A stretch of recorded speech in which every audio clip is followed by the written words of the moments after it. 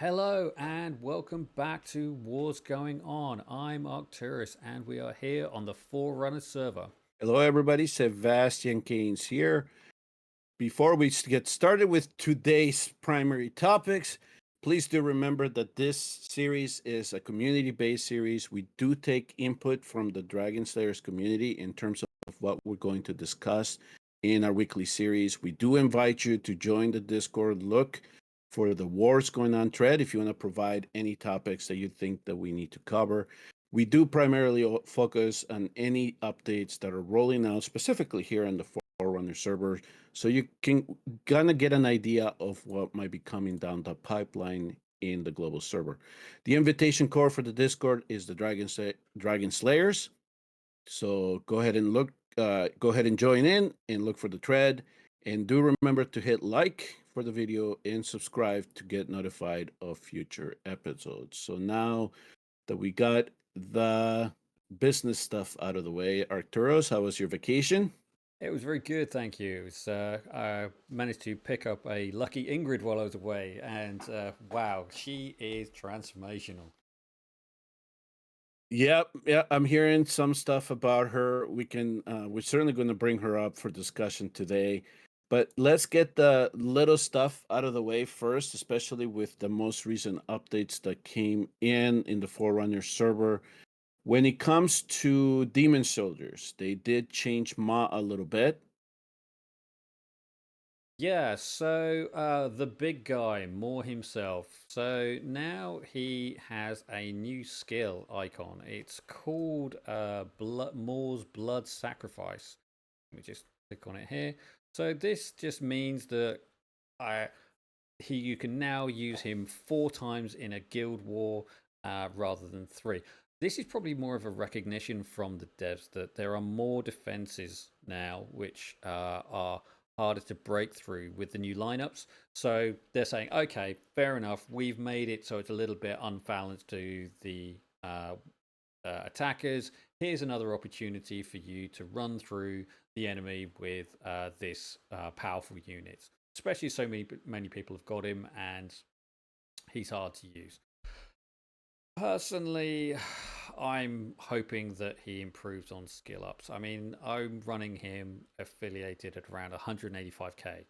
Not necessarily the biggest one out there with an A3 Lord, but yeah, he's still, for me, I find him underwhelming. So hopefully, something will, when I get him to level 2 or beyond, that's where he'll start to do something. But at the moment, he's just an expensive unit for a wasted attack, I'm finding.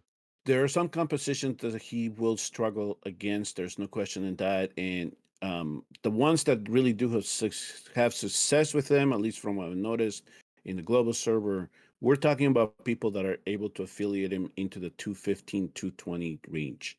So, it's still a learning curve with him. He is not overpowered. He does allow you to get through some compositions, but he is not really uh, a soldier or a demon soldier that I is my go-to in terms of my thought process. So, um, I mean, we'll see if we can eventually make him a unit that will, be essential. But at this point, I don't think that he's somebody that I consistently will rely on. No, and I think it's good that he's he's not like an I win button, but at the same time, he is a little bit disappointing that you go through the effort of getting 50k in Nightmare 4 to unlock this ultra rare hero who then sits on the bench and does nothing. So it would be nice if he was a bit more user friendly, but at the same time, yeah, I guess it's the game balance really thing. So as he levels up, Yeah, I'm and sure if you want to make Yeah, so for example, if you want to make sure that he can stomach damage from like Ardea and Sergak, and at the same time there's another unit coming at you, yes, we do have the Fool and the healer that we can probably use to help him out. But in order for you to be able to stomach that much damage, you are going to need your Lord to have all ancient pieces, to be fully skilled, and the more awakenings you have, the better. And so as much BP as you can bump into him, then that's when he's actually going to become useful to you. Now, you and I are in the Overlord ranks when it comes to GBG here in Forerunners, so we kind of have a different feeling from what a Plat 2 or a Plat 3 player might be having with him. So maybe he does work down there a little bit better. But once you start going up the ranks, that's when he starts becoming Yeah, and less I useful. say, obviously, when you're in the you're fighting for the top three positions, and everyone's got very heavily awakened units, then yeah, he probably comes back into his own. But personally, where I am in the game, I'm finding him just generally a little bit on the frustrating and disappointing side. Okay, so then the other thing is that they're still expanding the pool of exclusive artifacts, and we have three new ones. So three heroes are getting their own exclusives, and each one of them is either a hybrid of current the general artifacts that we have, or they're adding some type of boost to the hero's kit. So let's start with Trusk. So Yeah, Trusk's exclusive is a hybrid of two other ones, and it adds a little bit of damage according to the patch notes. yeah. So based on this, it looks like a fusion of the Bastion Ring and the Goddess's Grace artifacts. So, but it does seem to be that after you trigger a counterattack in his ultimate, you get a boost of 3% damage, which scales to 10%. Um, over time, you get more stacks as you level it up. So eventually, you'll add up to 30% additional damage. Sorry, 30% additional defense on top of his kit, which already has about 60% defense boost baked into it. So you're getting a significant damage boost on him over time if you have this thing fully awakened.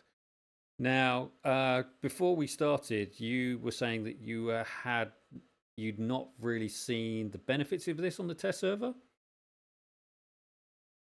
No, not under the test conditions that I had set them under. But like I said, there are some things that I still need to optimize. I need to make sure that RNG is not playing too much of a role into this, and I want to see if, like it says, it's supposed to stack the defense. I want to put him in a situation where he does have that chance to do that, right? Yeah, I mean, if we can get this built up for the the Lord of Flame Immortal Codex, this should be pretty good because you're reducing his incoming damage, and you're getting the opportunity to do more counterattacks in that because lots of units he's receiving a lot of attacks and he's getting healed lots. So yeah, I think it could be a useful one for him there because it means that you don't have to rely on putting in Bastion Ring, which reduces his well, the damage output is minimal in that, but the you're weakening him effectively by putting him in that because you're reducing his blocking potential. And here you're getting the opportunity to increase his survivability, so you're reducing the amount of damage coming into him. So especially when he's blocking more units, because this will make his maximum block 6, so he'll have one of the highest blocks in the game. So yeah, Yeah. it should be good. Well, it should on paper it should be good. I am going through my notes here in terms of how I tested him and stuff like. So it with any defender, especially his kind, we're going to try to build him as tanky as we can to make sure that he survives any hits incoming into him. And so right now in the test server, I don't really have too many guardian pieces that have crit rate as a substat. So I am going off based on the crit rate of the build. So if you only have 45% crit rate and you're trying to test out an artifact that does additional damage, you're going to have a lot of variability with that. So I have to get him into a situation where it's going to be 100% crit rate to make sure that he does damage at all times that is crit, and then we can then add the artifact to him and then see how much more damage there is that we can get out of him. So Yeah. Again, it's all going to be based on build and how much RNG you want to add into this. Now, Yeah, in that's terms of really true actually, survivability, because Trusk is. yeah, I mean, the death scaling defenders are so hard to build because the primary substats which come through on the defense ones are things which aren't designed for putting out damage. So crit rate rolls out very low on the that particular type of uh, gear. So your chance of getting things with lots of high def and high HP and attack speed and a crit rate substat is really low because it's not designed to yeah, have that combination. But if you can get them, I mean, I've got a pretty reasonable build on my Trusk, but I'm still lacking in attack speed on him. If I could get more attack speed on it built into him, I would. But yeah, it's yeah.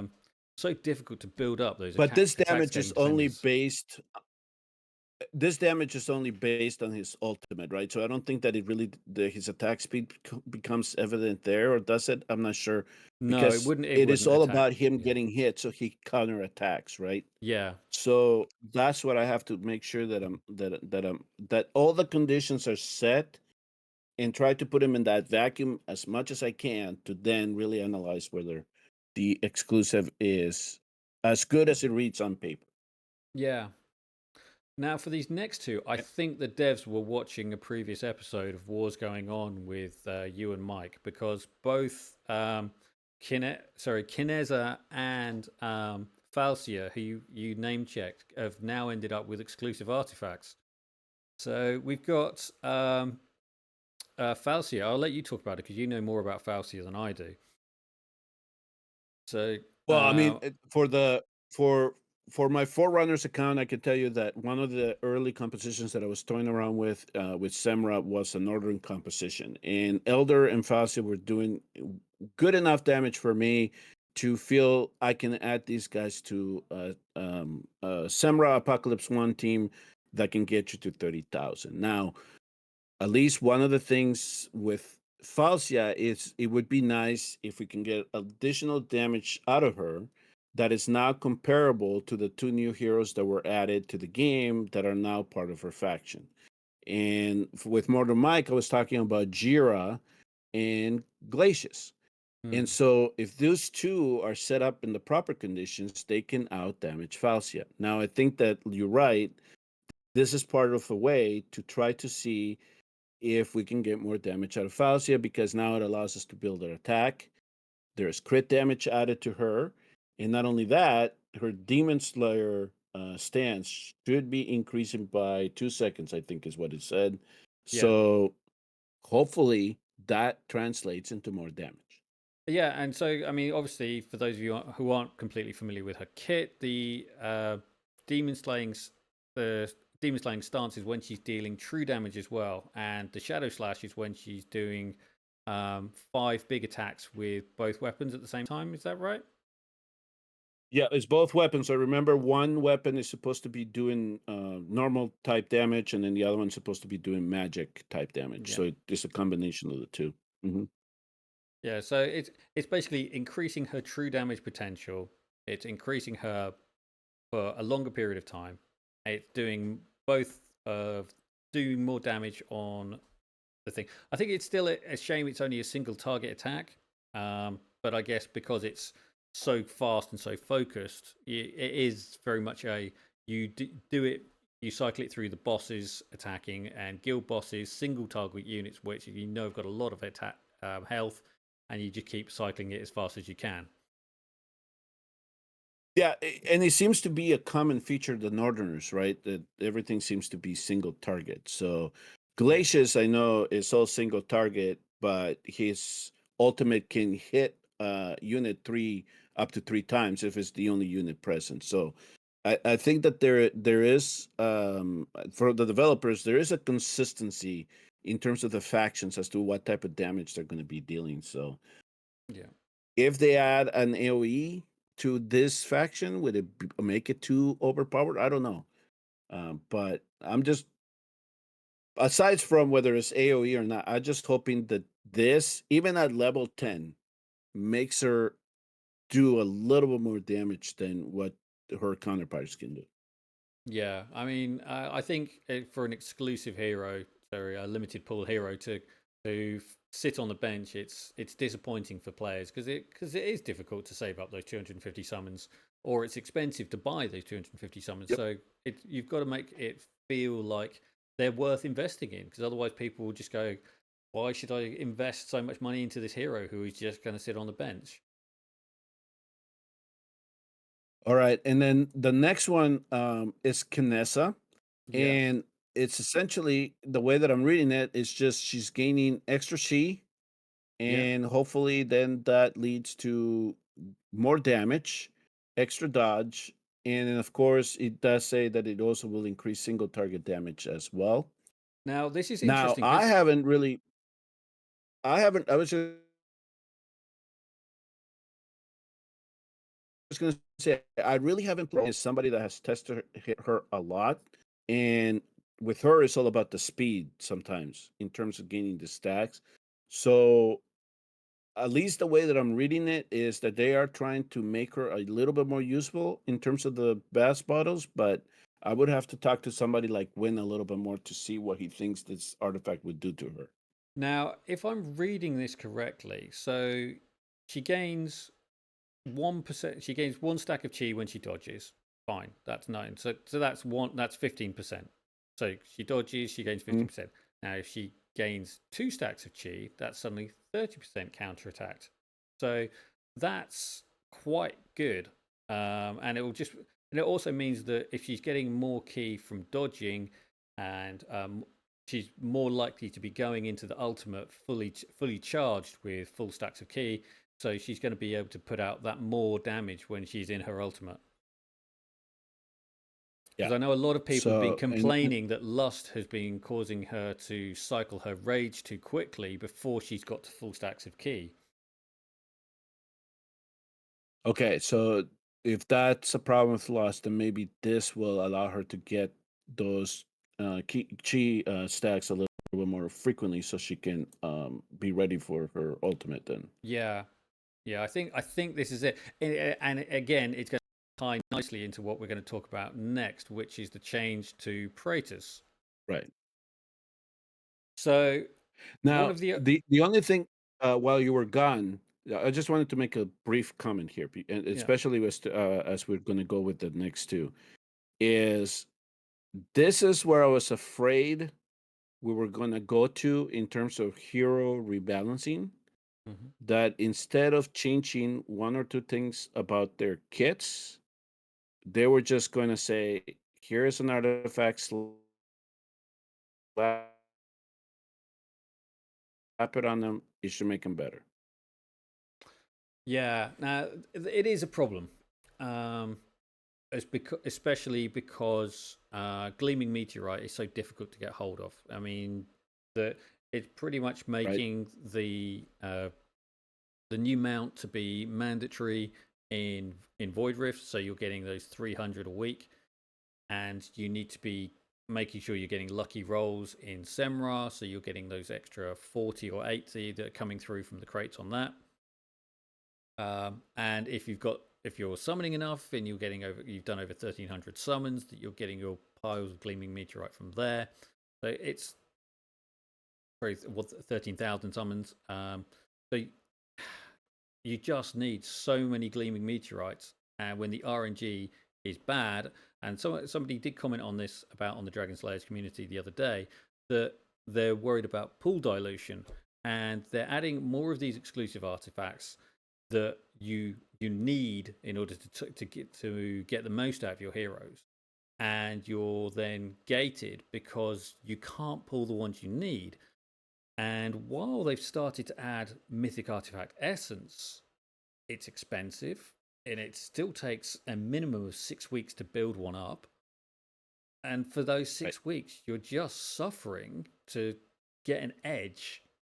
So that's what, maybe one a year that you could max out if you're not getting lucky on the forging. So the only thing that I'll add on to that is that when we start, if the developers, if this is the road that they're going to go to try to buff heroes with exclusive artifacts, you mentioned Falcia being in the bench for a lot of people. Well, if you are lucky enough to get her artifact, then you have to then make the determination of whether you're going to invest in that artifact. And for some other people, they might have one or two already exclusives on their list that they're prioritizing. So even having that artifact doesn't mean that it's going to automatically bring the hero out of the bench. I do think that the developers need to also think about adding or managing the kits, rebalancing the kits, in addition to adding exclusive artifacts. This whole thing here will not work as they expect it to work if they don't fix the Gleaming Meteorite economy or the Essence economy. Yeah, that's a really good point. Because it is difficult to get hold of these things. So yeah, and it does feel good when you get it. But every Monday, I'm seeing people in the global chat saying another week, another Void Rift, no exclusives, and people are getting disappointed, or they're getting exclusives for heroes they don't have, and so I've got like two for Cade, and I don't have Cade. I've got Hex's artifacts sitting on the bench, and I don't have Hex. So it's really frustrating that there's no way to make use of these in a more efficient way. Yeah, one fix to that though, I think I don't know if I made that comment on their Discord, but one thing is should be that if you don't have the hero, you shouldn't be able to summon their exclusive. But That that's would be a just the way really that I easy feel about fix. that one. Yeah. Okay, so exclusive artifact. Let's just one of the other things that was modified in this week's So patch let's go over notes. the situation within the game for a long time. Celusus. So Zealous. So Zealous's Graveyard Opus. Now this book was the first exclusive that was released, and originally, and as it is on global, it just reduces the amount of healing which the enemies receive. So this was anti-heal before anti-heal was in the game, and it is all right, but it doesn't solve the fact that Zealous's Gits just isn't putting out really enough damage to make him godly, and he's expensive to deploy, and he's underwhelming. So I haven't run him since the artifact's been changed, but a 15% damage boost to him would be quite nice because you're frequently running him with a Lord, so he's going to be getting Lord buffs on top of that. So it should improve his damage potential, especially as you're getting those awakenings and you're getting his overlapping area of effect pools. So those are a useful feature there. And then if you're getting that extra damage that's rolling into his ultimates, then that's a large area of effect where you can put out a lot of anti-healing. You're doing extra damage, so it should help him kill off some of those units which he's stopping from getting their full healing potential, but not stopping them getting their potential, their anti-heal. Obviously, Lysair is more effective than him at putting out anti-heal, and yeah, if you need anti-heal, Lysair is probably one of the units you would look at. Yeah, but I'm still not sold on. I don't think that an additional 15% is going to, based on his multipliers, that is going to make him end game viable. He might improve for those that are early mid late game, but I just not seeing that specific addition to this artifact to be anything to really boast about. I think it's a nice feature which will make the later stages of Gear Raid 1 a little bit easier if you don't have any other anti-heal available.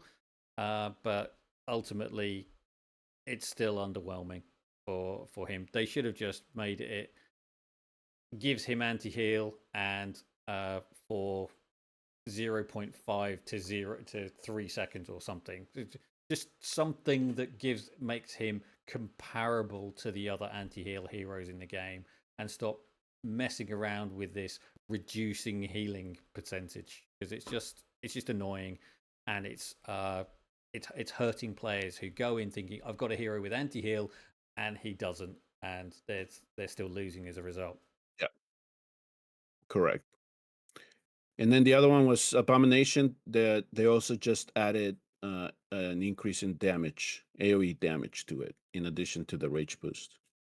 Yeah, so I do actually have his exclusive. I don't actually use it, but so yeah, and it's actually this is a nice comparison. So what this does is it basically gives you a maxed out Eye of Sin without the extra damage, and it gives you some additional rage. So there's actually quite no. We were talking about it before we came on. We started recording and saying, actually, I can't. I'm still not completely sold in it. But seeing these two artifacts now side by side, I'd actually start to edge towards Brimstone's Fury because I'm getting that extra rage um, available to him early on. So he's getting into cycling his two ultimates, and then I'm getting. I'm effectively getting that full damage potential from the maxed out artifact.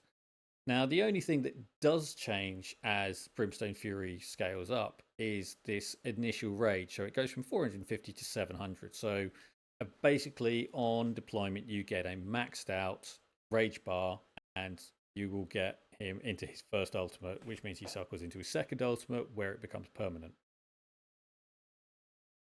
Yeah, and then it just means that for an A1 Abomination, if you bring him to Samra, he'll just get into that into his ultimate a little bit quicker, and you'll have more enough opportunity to apply stuns to the chainsaw if you bring him in for that specific reason. But you also get some damage out of him as well. Yeah. Okay.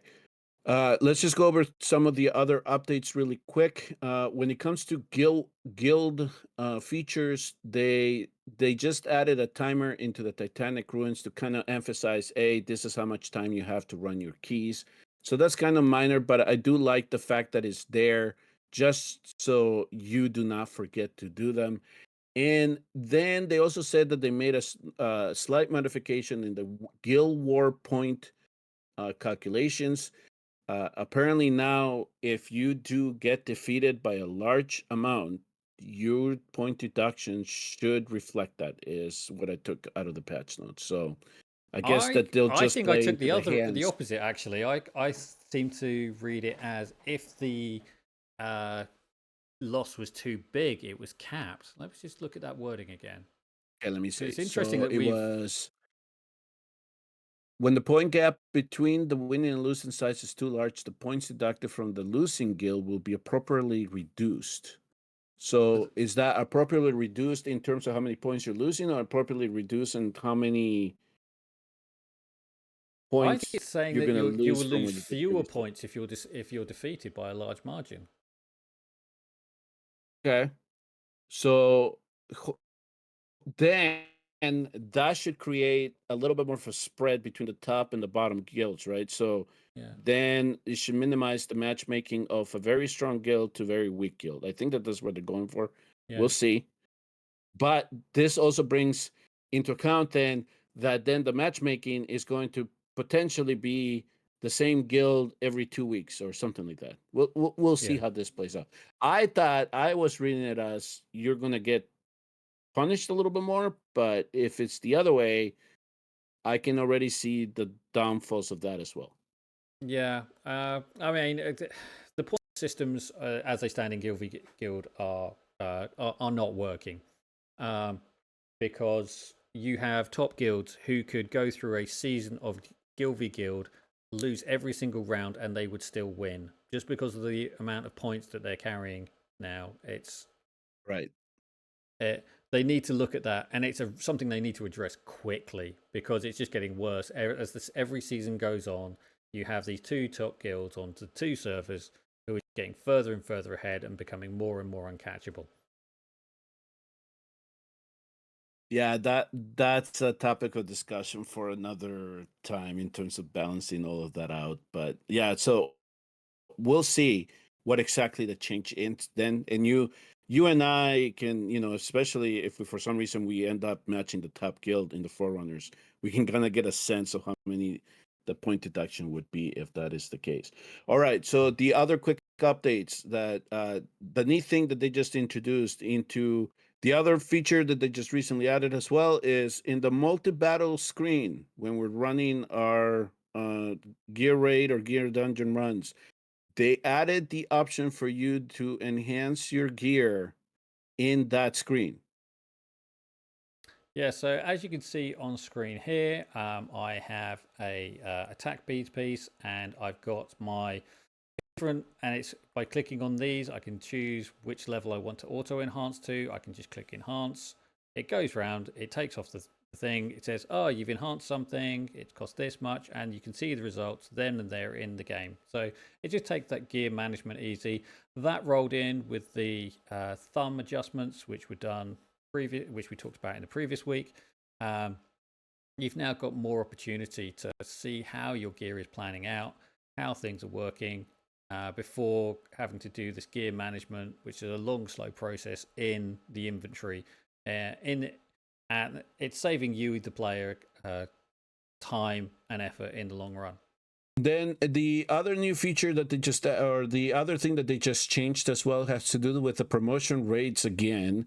And again, it's all about the extreme stages. So instead of them now just dropping the 5 or the 7 that they were going to be dropping, now it's a straight 10 is what they changed it to, at least extreme stage 2.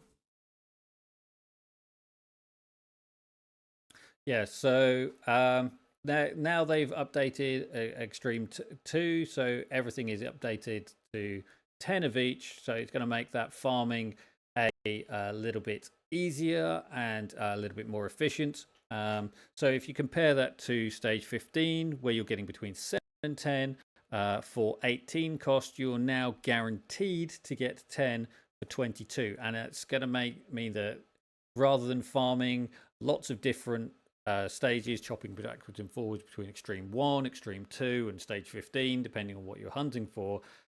Stage Extreme 2 is probably going to become the default farming location now, unless you're only interested in one type, just because by the time you reach the end game, the only ones that you're really interested in is getting that high guarantee of legendary promotion materials, which you just burn through so quickly as you're leveling up heroes. That is correct. So at least from the one trial that I did in the test server, just to give you an idea, I just did and set up 20 runs in stage 15. I got 161 legendary, or what was, yeah, 161 legendary extracts or insignias out of it. So that averaged to 894, in addition to getting the drop of the legendary or the mythic extract. But then when I went to Extreme 2, I did the 20 and I got 200 out of it. And then the additional drop of potentially getting a mythic or a legendary extract. So, yeah, I think they finally figure it out in a way for us to now go to Extreme 1 and 2 and just go ahead and farm those late stages and make those end game farming stages as they were meant to be from the beginning. Yeah.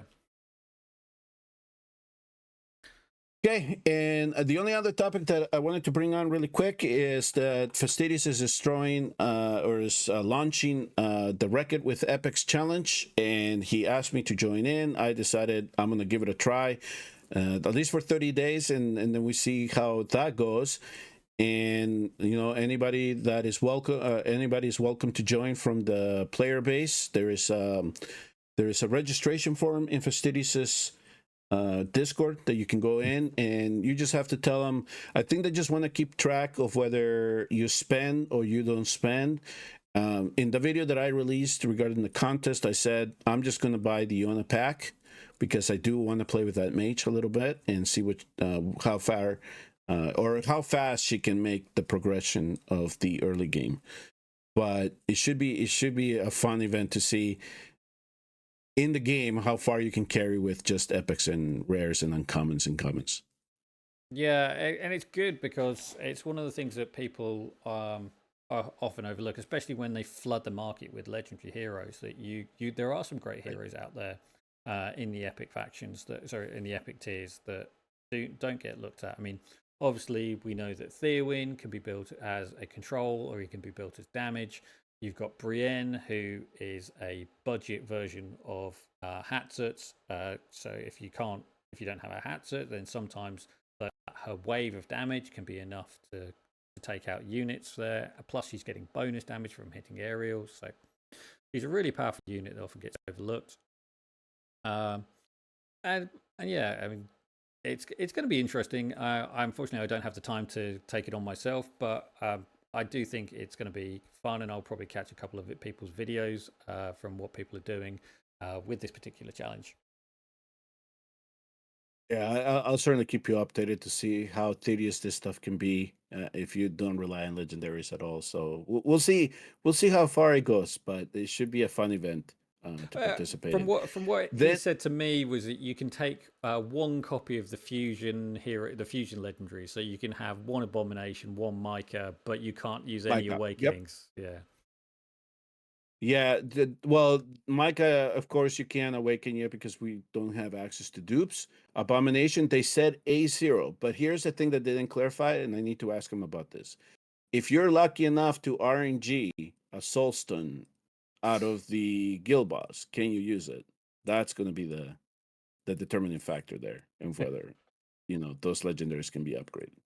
Yeah, that's going to be an interesting argument All to right. have. The only other stuff that is ongoing right now, and one of the big ones, and was kind of like a head scratcher at the beginning, but then I could see the pros and cons to it. Preatus, I mean, he got a buff. Yeah, he got a buff at A1. There's no other way to say that, right? So they decided to remove the condition that you have to have radiant erosion on the target for you to get the rage boost. Yeah, and I think this is something which you had done a little bit of investigation on, which is the interaction with Jira's A1. So, if you're not fully aware, Jira at A1 does a 4%, does a 2% additional damage to the enemy target when they have, sorry, 4% of her HP to the target, but at the cost of one stack of radiant erosion. Now, this was causing a lot of people concern because there's like, well, hang on, if that's happening, then what's going to happen to Proteus's A1, where he's gaining this rage if it's being removed all the time?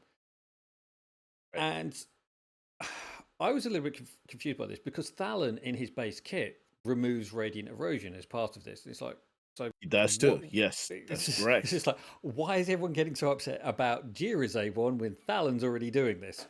But so they've obviously looked at it and they've said, okay, fair enough. We'll let Proteus keep doing his thing, gaining his rage, so that he's able to cycle his ultimates faster once you get that A1. But it doesn't necessarily solve the fact that you've got Thalon and Jira removing radiant erosion. So, and radiant erosion is pretty hard debuff to get on the field because there's not too many heroes, even within the Arbiter faction, who apply it. Jira doesn't apply, but she removes it. She gains an extra damage boost. So everybody was saying, why would I want to awake my Jira if she's just going to nerf my Preatus? Now, in the small test that I did in the test server, I wasn't seeing a significant effect on Preatus, but I think it's just the feeling that she might be doing it that the developer said, okay, fine, we'll just remove the condition. But come on, of all the heroes that needed to be balanced, that's the one to pick right now. I mean, come on. That's just, I don't know, some set scratching moves going on. Now, the other hero that is causing a little bit of havoc, introduced into the game recently, is Ingrid. Yeah. So when I was testing her in the test server, in at least on my videos, I just focused on here's what she can do in the stellar mode and in her solar mode. But I just made the brief reference that if you're lucky enough to get her to A3, she's gonna be busted good. That's Yeah, how I phrased it.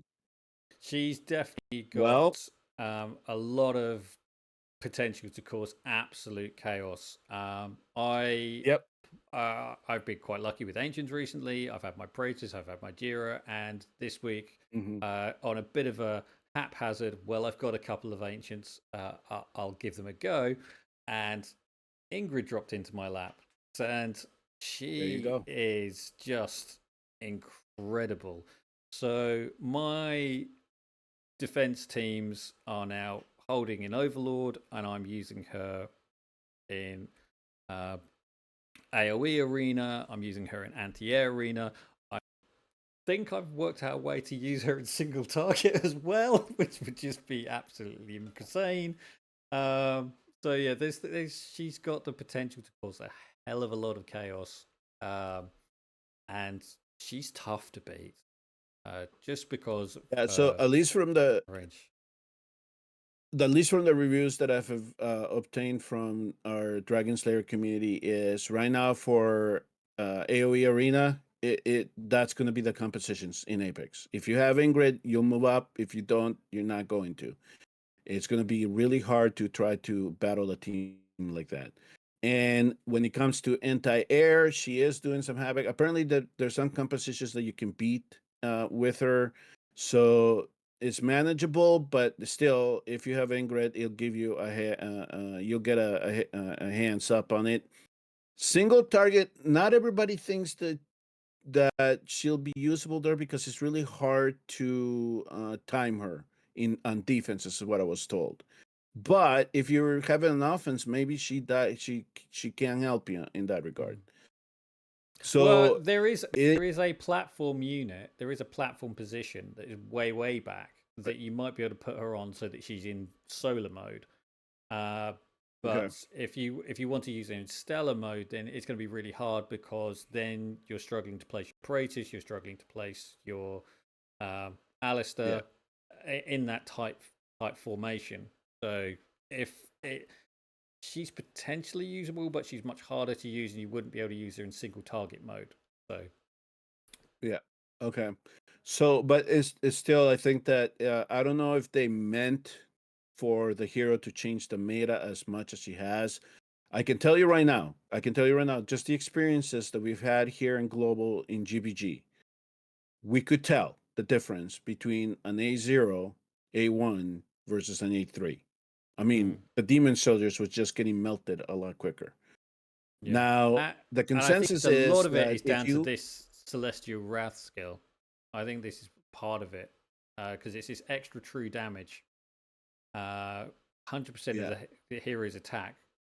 So yeah, you just load her up with as much attack as possible, and it doesn't even and matter if that's it, right? you're critting or what level of crit because you're just doing 200% attack and it's true damage. And then some of my guildmates who said, I think we can manage an A3 Ingrid in some of these compositions. These are the fellows that we're talking about having 120, 115 base affiliations, right? I think the right now the most that I can do is 115 if I remember correctly. That's just one though. I mean it drops off after that a little bit. But if I need to consistently have demon soldiers at 115 to be able to get around an A3 Ingrid, it's just going to make that task even more impossible, especially when you start reaching the upper levels of GBG. Yeah.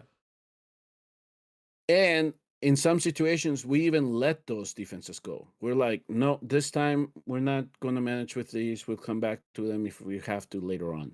But then in the practice rounds that we were doing, I mean, it was clear A3 versus A0 is just a big difference when it comes to combating those defenses. So we'll see. Things eventually play out. And like somebody said, it's the early stages of season 4, early stages of the map, early stages of having her in the game. So let's just see how impactful she is in GBG. But in arena, everybody agrees. You can already tell. She's just very, very powerful there. Absolutely. Yeah, she's completely transformational in how she works in arena for me, and I, I've been struggling to get into plat 3 some weeks, and since I've rolled her into my teams and I've just had a bit of fresh thought about how I can place her, she's just fantastic. But and in anti-air, if you've got four heroes, and if you've got Constance, you've got Preatus, you've got Ingrid and Constance, then you're nearly unbeatable because Yeah. if you can cycle your units out fast enough, and you're getting that ultimate damage off the maxed out true fate, maxed out fate bar, then yeah, it's just incredible amounts of damage that can be put out, and as combined with her massive AOE, which just takes out entire swarms. All right, so that pretty much does it for updates to the game and wars and exactly what is going on right now and how things have changed over the last couple of weeks, especially with a new hero being introduced into the game. Now, for the primary topic of today's episode, we just kind of wanted to start out a series on the general artifacts that are in the game, and just to kind of give a guide of what our community feels, or based on testing and how long we'll be playing, what the best artifacts are to use for mages and fighters here. So let's start with the mages, because I think that this is the kind of simple one to go through and identify which heroes can or you should utilize, or what artifacts you should utilize on your heroes, and which ones to target for early on and then in the end game. Yeah, I mean, really early on, then if you're only dealing with uh, the the purple artifact, then obviously um, the skull artifact, the my brain is completely forgotten the name of all the artifacts this evening. It's horrendous. Um, the what's it called? So This if you one, talk about the Keen Wisdom. yeah, Keen they're, Wisdom.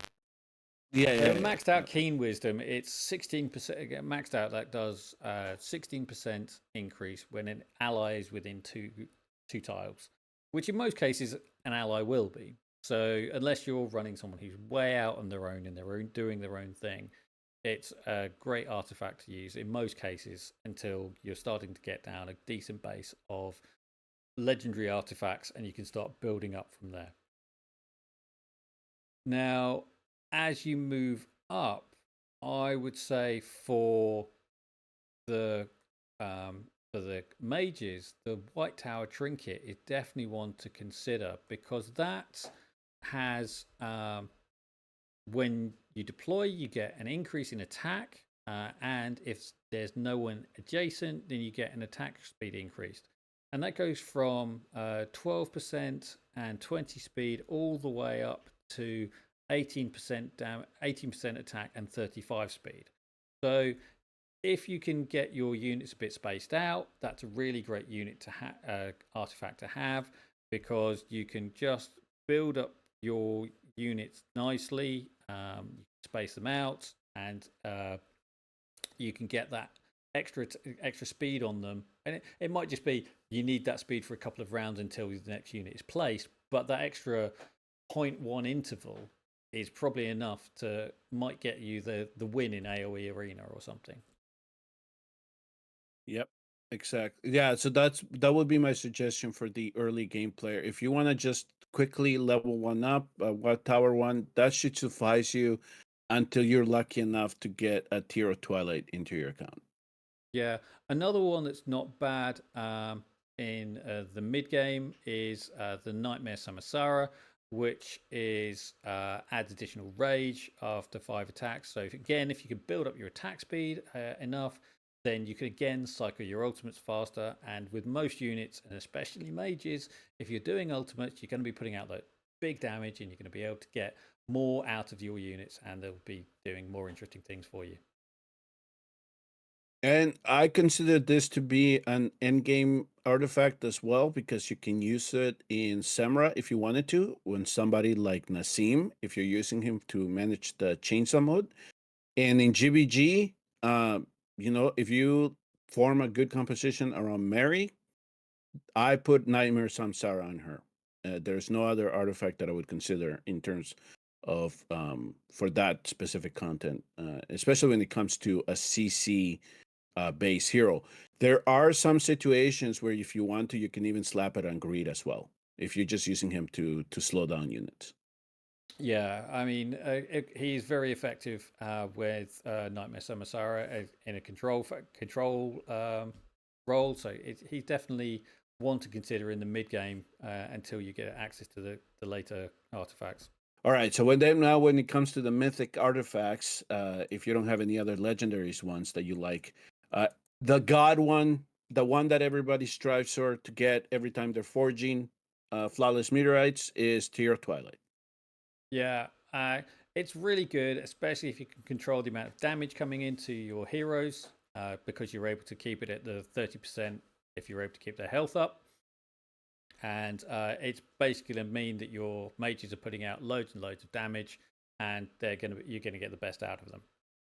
Now, in different situations, you might want to look at a different one. So if you know, uh, for me, I have Unfortunate Skull on my Ajax, who I run in my arena team, because the enemies aren't attacking my units in the arena, so they're just targeting the crystal. So I can put this on it. I don't have to worry about the incoming damage on Ajax, and he's putting out 35% additional damage. It's not conditional on his health, it's not conditional on anything else. He's just putting out 35% additional damage across the board.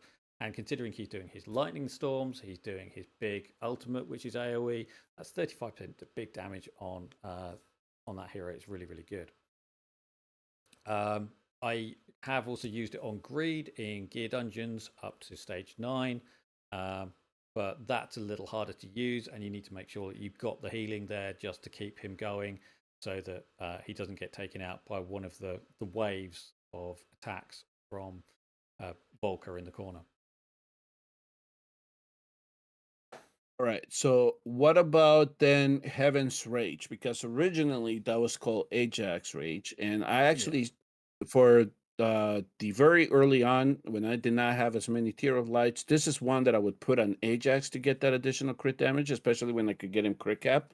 Uh, that could become just as beneficial, I think, as something like Unfortunate Skull for Uh, that specific hero.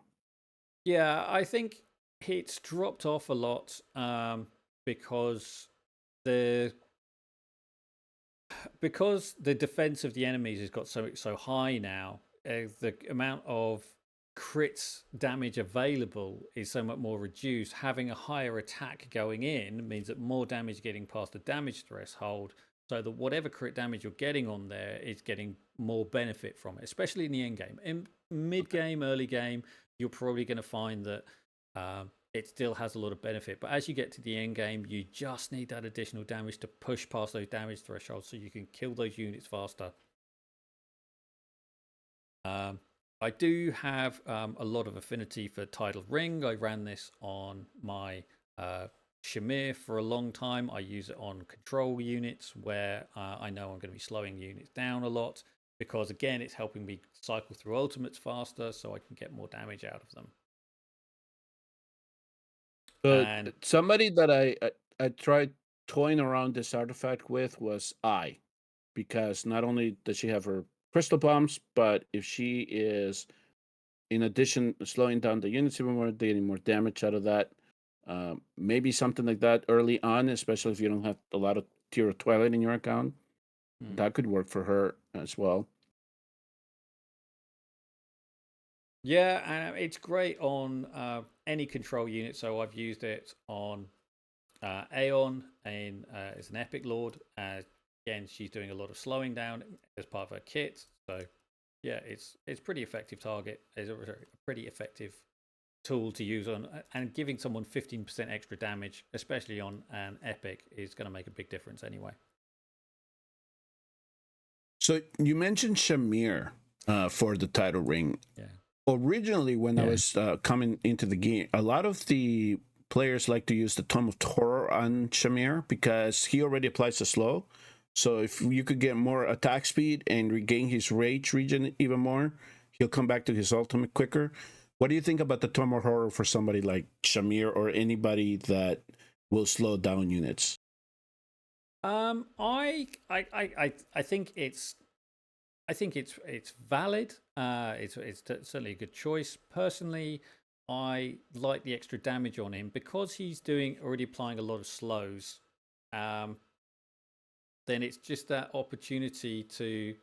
So yeah, it's probably a better choice, but it's just that extra 15% damage that I was going for at the time because I didn't have a lot of Tears of Twilights around, and he wasn't. His damage is primarily focused, considered to be single target.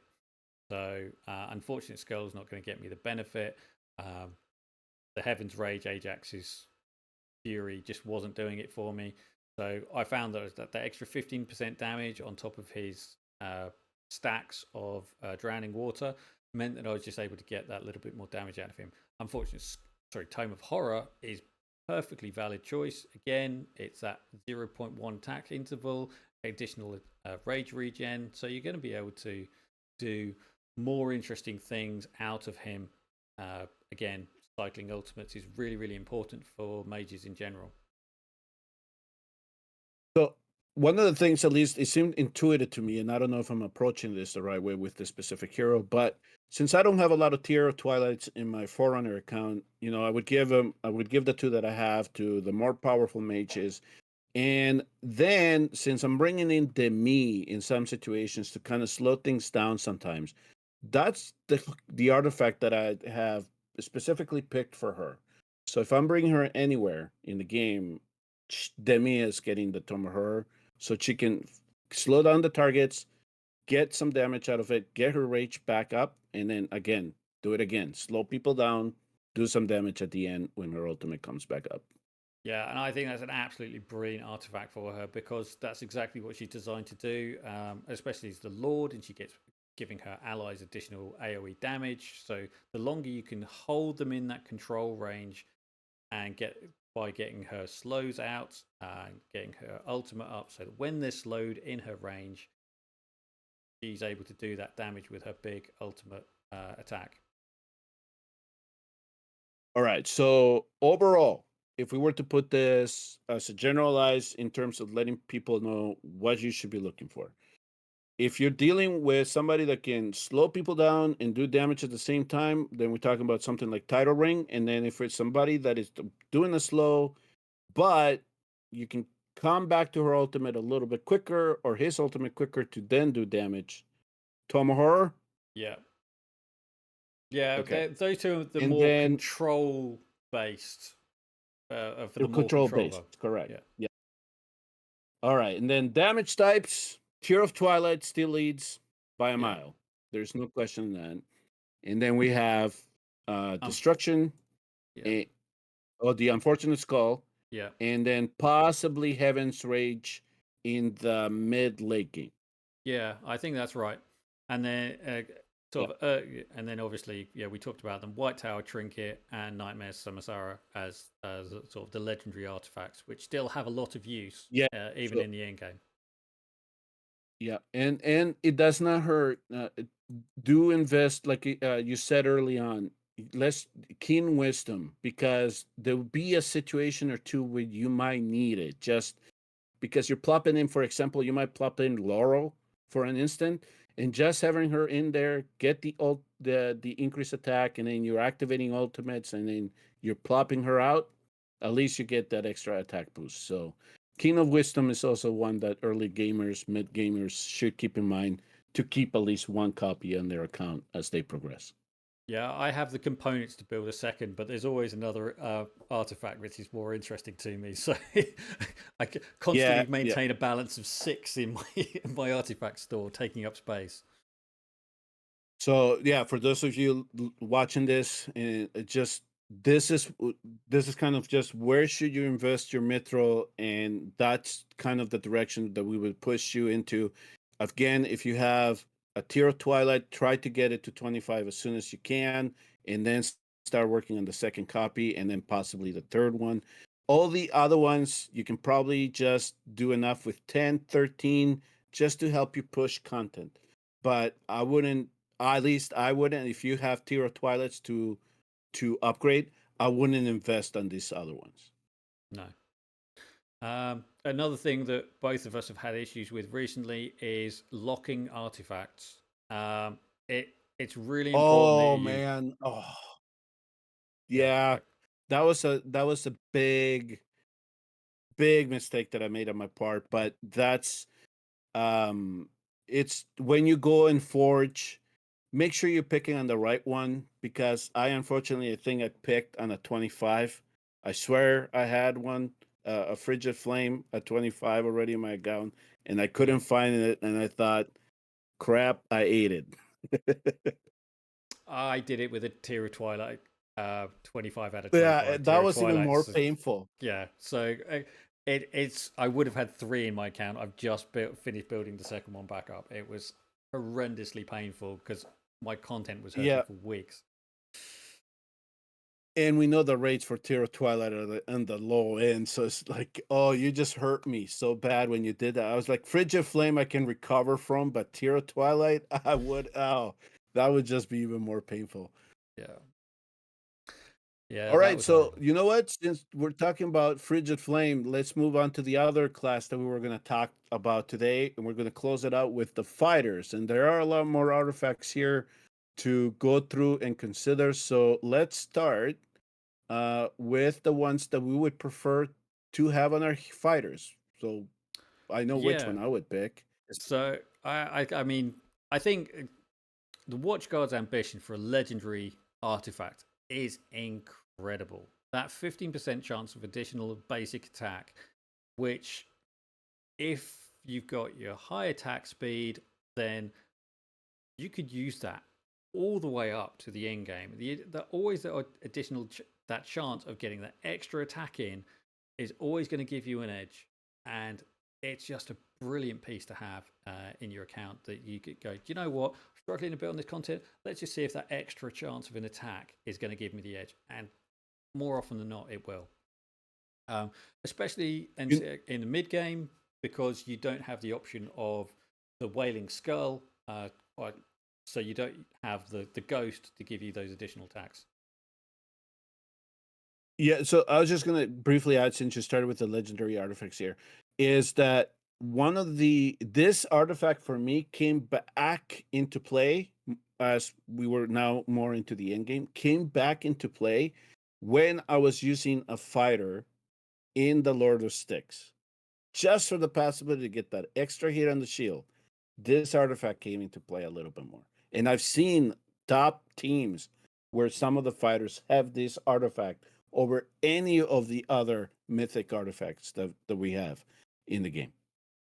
Yeah, I can believe that. It's one of those ones where that 15% doesn't. It always seems a little bit higher, but humans are particularly bad at spotting trends in statistics. So it's it always our luck always feels better than it actually is. But yeah, it's a The, great one.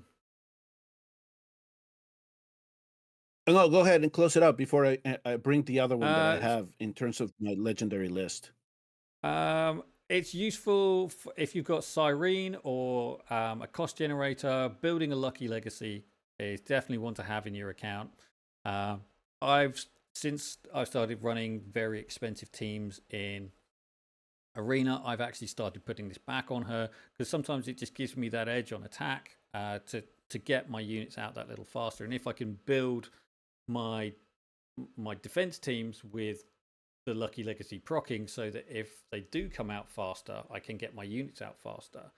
Um, it's useful, but it's risky. Okay, so in terms of legendary, the only other one the one that I have and that I invested early because I felt it unlocked that hero very early on for me was the Slayer's Malice. Just put its ultimate. I just thought that increase in damage come into play, especially very early on in the early guild boss battles. Yeah, I let me just double check Slayer's Mass. Sorry, just double checking my notes here. Yeah, I know you have very, very, very intensive notes on this. On the, Yeah, I've so- gone over. So this is effects. 80%. So bonus, it starts at bonus damage of 10% when the hero is at high health, and it goes to 20% we're at level 5. It's pretty useful. And it's kind of like a tier of Twilight for fighters, but fighters do tend to get up in the face of the enemy. And I have a Right. feeling that this is one which will. 1 second, I've just lost your image. Okay, come back. So Slayer's Malice, it's one that's it scales up quite well. It's quite readily available, but if in the later game, it's going to drop off much faster because the incoming damage is so high that your units are just going to get wiped out before you can really see the benefit from having it in the team, because you're going to be running at below 80% health for a lot of the time, so you're not going to have that bonus damage available to you, and it's just effectively then dead weight on your hero, and you'd be better off having a Watchguard's Ambition for that extra chance of getting that attack in. No, I do agree with that. I was just saying more for like somebody like Damus is who I found benefit for, especially if you want to advance in the guild boss early on. But that mentality might have been back in the beta days, and that might have changed by now. But at least because he does gain his health again during the ultimate, if you do not have the top artifacts yet in your account to boost your guild boss damage, somebody like Damus could benefit from that. That's what I was saying. Yeah, so Deimos is definitely a hero who I would consider to put Slayer's Malice on. I definitely say that, but yeah, as you point out, his ability to self heal, Wrath being another hero who has got a strong ability to self heal when fully awakened, that he can they're heroes who can really benefit from having the Slayer's Malice because they are maintaining their health, and especially Wrath can pretty much heal from 0 to full health in 1 hit during his ultimate because he's just got so much potential to build back his health. All right. Do you have any other legendaries, or should we move on to the mythics? Let me just have a quick look at my notes here. I don't think I do actually. I'm pretty scathing of the. I haven't tried Crest of Thunder yet anywhere, but potentially it could be good. Prey Slayer is another one which could. So Crest of Thunder, it's AoE increases AoE damage by 10%, goes up to 20%. So it's basically the legendary version of Eye of Sin without the damage for killing a unit. Yeah, it's got potential. It's not amazing. I think I'd much rather have the Watchguard Ambition just because of the extra damage potential. Prey Slayer is the legendary version of Scarlet Hunt. And it goes from 10% to 20%. Unfortunately, as bleed is dropping off, it's not. It doesn't have good longevity, but certainly if in sort of the campaign stages, if you're running heroes with bleed, then it's got potential because you could put it. You don't have to put it on a hero who's only got bleed. You can put it on allies around them. So you can have your front fighter who's applying bleed, and then you can have a ranged fighter or a two-tailed fighter, or even just off to the side with this on, and you're getting that additional damage coming in, and it just helps take out units a little bit faster. So yeah, it's okay until you get to until you get Scarlet Hunt available. Yep. All right. So moving on to the mythic ones then. So let's just go and get go ahead and get Scarlet Hunt out of the way. Who's gonna use it? Bleed champions, right? Yeah, bleed champions. So you're looking at primarily you're looking at Salazar as a legendary unit. You're looking at Komodo, Lugaru, I believe, is another one who's got it, and Ardia. So they're the ones who have it. Yeah. And sorry. Scarlet Hunt is good on heroes with bleed or in bleed teams. So you've got a number of units who apply bleed, but it doesn't just have to be applied to on them. It can be on other people. While bleed is not bad as a debuff, it doesn't stack in the way that it doesn't have multiple sources like burning. You can only have one instance of bleed on a unit at any one time, so any other bleed unit is just there to apply the debuff, and other people apply damage off the back of it. But it drops off so drastically in comparison to things like Wailing Skull.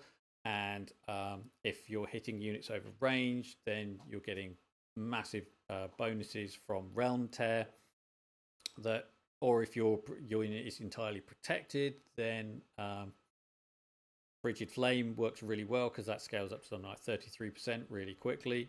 So yeah, it's definitely one to consider if you don't have other artifacts available, but it will drop off, and you will notice it dropping off in comparison to other artifacts.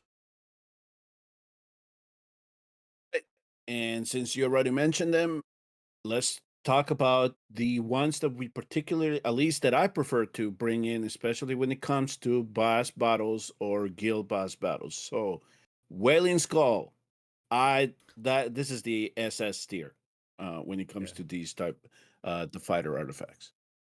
Yeah, Wailing Skull is so incredibly powerful, and it goes from something like 90% to 150% physical damage. It's worth noting, if you would not aware, that Wailing Skull puts out physical damage, and if you will run into problems in Gear Dungeon 2 if you aren't aware of that. And it's just a really powerful artifact for its ability to summon this ghost to do damage for 30 seconds. And you can just maintain that extra damage on the field. It's better than having an inspiration unit buffing you, because it's your hero's stats times 150% attack. And it can't receive any damage. It can just put out massive amounts of damage and push your scores really, really high. Right. So that's something to keep in mind if you do use this particular artifact in fighter. It has to be a fighter that you are going to be stacking the damage stats to do what that hero specializes for. So if you're bringing in arrogance into the particular battle, that's the artifact you want on him, especially if he's being pushed by lust, because you'll see the numbers just skyrocket. So that's something. This, and the more that you have, the better, I think, because you can have multiple. I think you can have multiple spawns of these creatures with having multiple artifacts. At least I've seen them in Samra.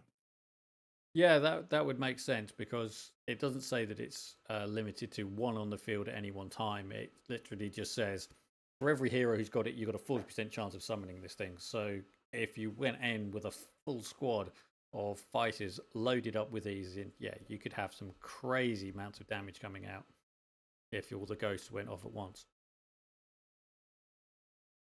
And then the only other thing that I lied with the Wailing Skull is, I know that some people use it in GBG to prospectively add a little bit of RNG so you don't get rushed, because sometimes that creature will show up just in the right spot and the demon soldiers can't go through it. That's the nice thing about it. So if you wanted to, you could use them in that regard. But if you have long range fighters and you want to be optimizing your long range damage, the two that you want to use are Realm Tear or Frigid Flame, depending on that condition. Yeah, so Realm Tear has potential for someone like Ardia and Valkyra, who have massive base ranges.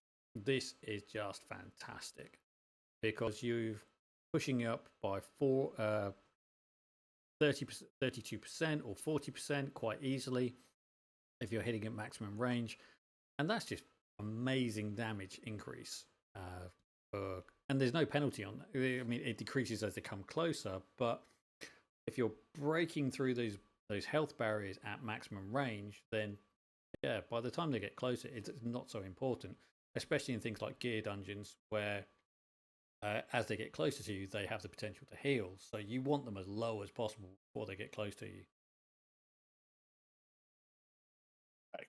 And then, so that's for round there. And then, if Yeah. you are actually protecting your fighter and you're going to make sure that they don't take any damage and you allow him to build as 3 stacks, Frigid Flame is not is an artifact that I wouldn't steer away from. You can actually get a little bit more damage from it instead of Realm of Terror, unless you get into a dangerous situation. So Frigid Flame wouldn't be something that I would use in particular, like Gear Dungeon 2, because you're going to get persistent damage. Then you probably just want to stick to Realm Terror. But if you know, like something in GBG, right, where your fighter's most likely not going to take any damage until it's too late, then that's my preferred artifact, especially for somebody like Valkyra that I use. Yeah, I mean, it's a really solid artifact for her because it is that 33% extra damage and it works really nicely uh, in that situation. There are so many good fighter artifacts. It is quite difficult, and a lot of them are incredibly situational. So I have 2 lunacy visors built, which I use in a number of situations. I've used them on cost generators in Arena. I've used them on Cerberus in Immortal Codex. The ability to increase a healing the block on a fighter from 2 to 3 is often just sometimes that edge you need to keep the units under control for longer so you can kill them faster. But then adding self-healing onto that just means that your fighters got that increased survivability so they can do more interesting things with them, especially on someone like Cerberus, who has a big area of effect which he can heal from, and he spits out his waters of decay that he can then get healed at range by as well. So yeah, it's a really interesting artifact to have in your repertoire. Yeah, so and this one is something that you want to utilize, especially if you know that you're going to need an extra block or you need to contain multiple units coming at you. I know that one hero that I have toyed around with this and that works very well because it allowed him then time to then activate to get his ultimate to do what he needed to do was Magmus. So when you activate his ultimate, you get an increased block. So now you have 4 on that fighter. And when his ultimate activates, he creates this lava pit. Everything just melts in it. And at the same time, he's gaining health back. So there are some I hate to situations where dive you in can get here, but really Magnus increases his block by 2 during his ultimate, so by it makes him 2. a 5. Okay, sorry. That makes him Sorry, I a forgot that. 5 block. Even So yeah, exactly. So it, it, so first, yeah, that's one that I use for in Arena in the Codex, like you said. So yeah, I wouldn't hesitate investing in 2. So that's a good one to have in the account, leveled and ready to use. Based on some stat calculations that I've done previously, Eye of Sin is kind of in that bubble. Like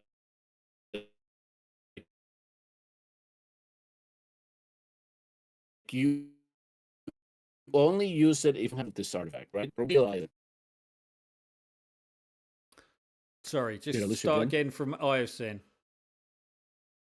Oh, so now I wouldn't hesitate in investing in 2 lunacy visors. So now let's move on to the next one. Another one that I have here is the Eye of Sin. Now this one, it could be is a little bit lower tier than a Realm Terror Frigid Flame, but it's usable. This is one that you probably want to use on an AoE hero if you don't have enough of these other artifacts that we've covered. What is your perspective on Eye of Sin? I think it's really useful on the few AoE fighters that are out there. So I use it on Abomination because he's got the potential to kill extra units. I use it on Magda because she has that fantastic ultimate, which is really big and really wide. And she's normally going to kill 1 or 2 units during that. So she's going to kill a unit, she's going to get damage potential or a damage boost, which probably kill another unit, which means she's resetting the 3 seconds. So you can keep it going through quite a long time of her ultimate. So yeah, I think it's got damage potential. I think it's quite useful. And 30% or 20% is nice. 30% isn't something to be laughed at. So at least for my Forerunner account, somebody that I like to put the Eye of Sin on, especially because it then frees up the Realm of Terror and the Frigid Flame for other heroes, is especially when I'm using Magda.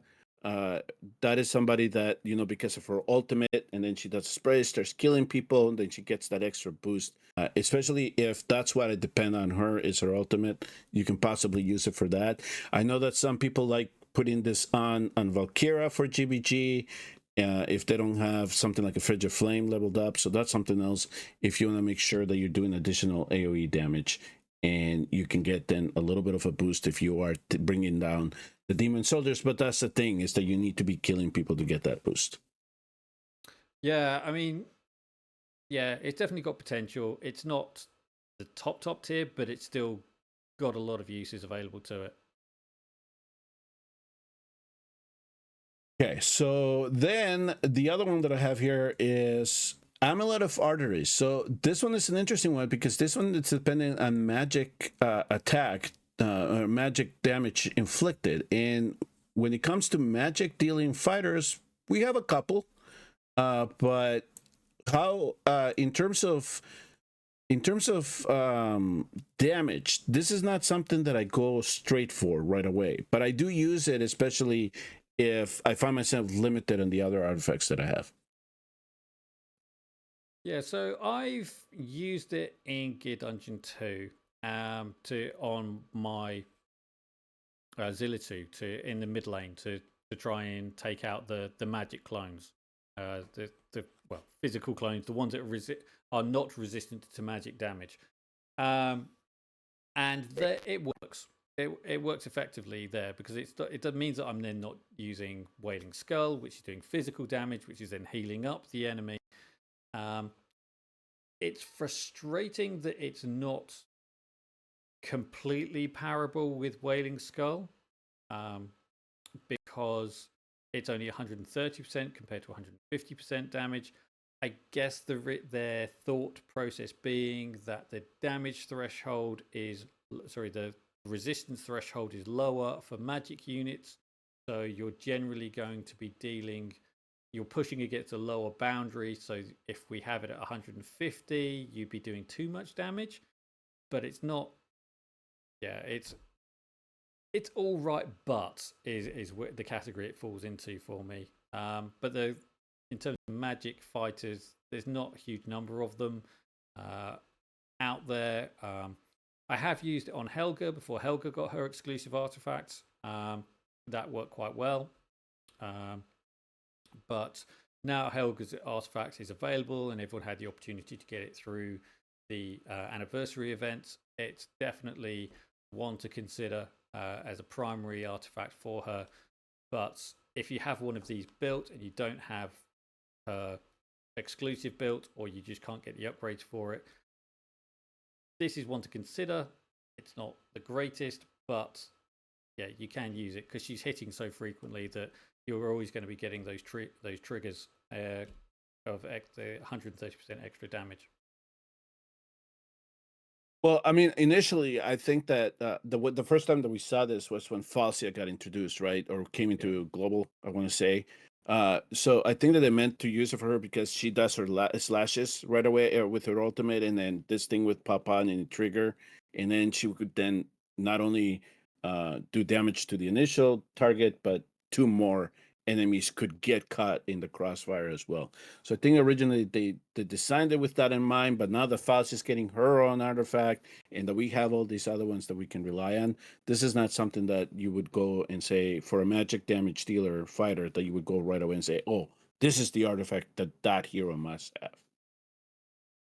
Yeah, I mean, this artifact has been renamed on. It used to be called Celine's Shadow Strike, and sometimes, and in fact, it references it in the description here as Celine's Shadow Strike. So Right. there is a hero on the Forerunner server called Celine. You will have encountered her in Void Rift as that really annoying witch who has can just annihilate your units if you're not careful. And she's not great. She does have this nice trick where she can hit people all over the map, and I think this is what this is supposed to be replicating. But yeah, she doesn't have enough range to really make use of this. But again, she's a magic fighter, so she does have that going for her. And I guess this is what they were thinking of when they were building it. But yeah, it just doesn't work particularly well overall. And there are better options to take in most cases.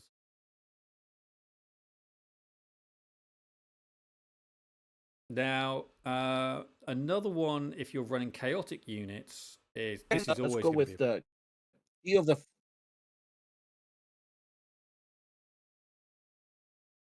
Sorry, I was just saying, Flux Pendant is a really good option if you've got a lot of chaotic units who are generally keeping themselves at low health. Obviously, if you've got Carnelian or Disomi units who can keep their health nice and low, this is quite good for increasing damage potential.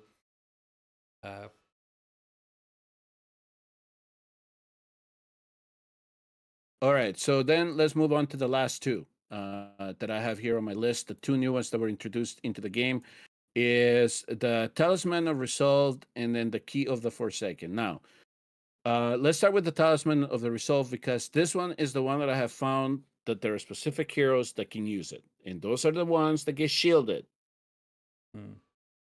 Yeah, so this falls into your Falsiers, your Rorks, your Elders. These are fighters who are constantly putting out shields to themselves. So it's increasing their damage potential and allows them to push out that extra damage. It's quite nice. I mean, I think it's quite good for those heroes. I think it's a nice little boost. Obviously, it's the one I've primarily been putting on Rourke because I think it works really well on him because he's pretty much constantly got a shield up. Elder, if I had him, would probably consider this for him as well because he's constantly popping up shields and he gets bonuses from shields. So it's basically his talent again plus 5%. So yeah, it's good for him. So as you can see on my Jira, I've got the Key of the Forsaken. Now this is really good for HP scaling fighters and or just generally people who have got large HP pools. So this is your Abominations and people like that because it increases their survivability. But on someone like Jira who has a lot of who's does damage based on the amount of damage she's received, increasing her HP pool increases her potential to put out damage. So it's a really good artifact for her. I've managed to max out a Talisman of Resolve really easily, but I'm really struggling for Key of Forsaken. But I do know some people who've got it the other way around. So I think these are two really interesting artifacts. I think this has got really good potential. Increasing that max damage by, I think it's 10% at when it's fully awakened. So is a really nice feature to have. So yeah, I'm really looking forward to maxing this one out.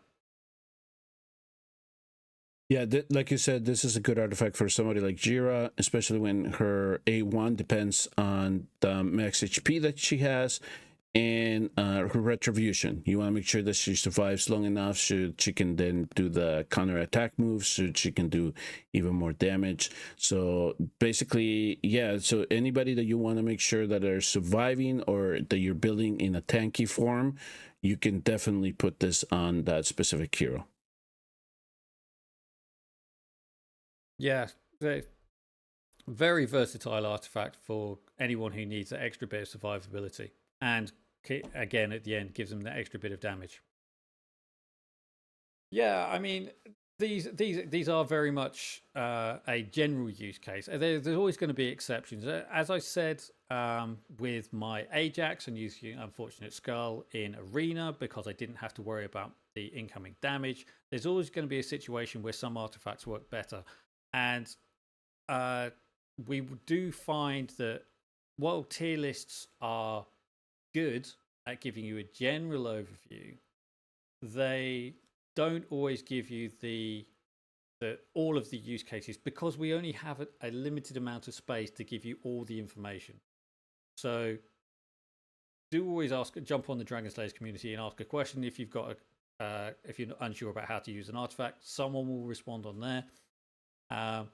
But we're here. We're just trying to give you a general overview of what's useful in most situations of the game.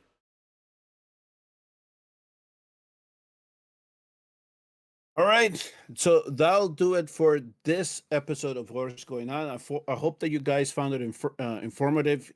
Always use the comment sections below if you have any questions, in particular as it relates to the mages and fighter artifacts that we covered here today. And if you are progressing through the game, that's the perfect time to learn as to which ones you should be using and what you should be investing your mithril on, because the mithril economy in this game, as you probably have found out by now, is one of the toughest ones to come into when it comes to farming it and getting your hands on it so you can then level your artifacts. So with that, folks, thank you very much for tuning in and watching. Please do remember to hit like and subscribe. We will see you next week. And please do remember that in the Dragon Slayers community, we just don't play the game. We slay.